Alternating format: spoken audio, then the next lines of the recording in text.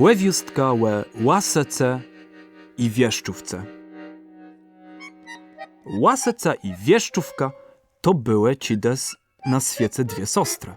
Równo wezdrzałe i równo były szmide. Tak wertowałe za sobą, że ich nikt nie mógł rozeznać.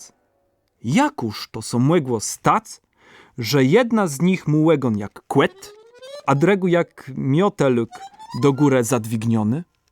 Było to tak.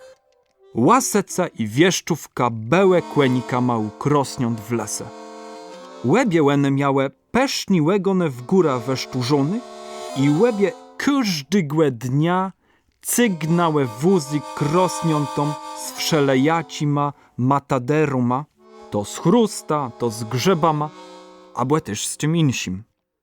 Ale rus łene so zbuntowałe. Płetłekłe wuzyk i ze strachu wskukłe na wióldźgłe byka. Nie pomogłe ani grozbę, ani prozbę krusniąt. Nikt ich nie mógł z tego buka zdostać na ziemię.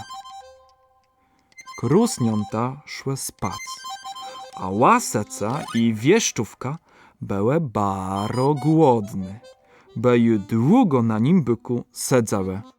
Tej pierwszu zlazła Łaseca i so wslizgnęła do krosniąt w hecze i weżarła ima wszetłe, co łeni miele w triglach.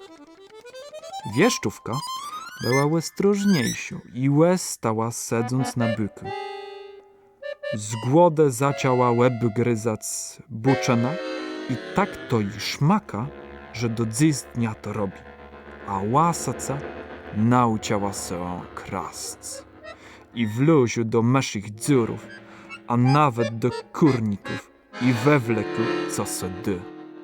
Przez to wlużani we wszelejaci dziurę zmienił iso łegon, którym mu taci włosy jak na krzepce, a Wieszczówka swój łegłen łetrzyma.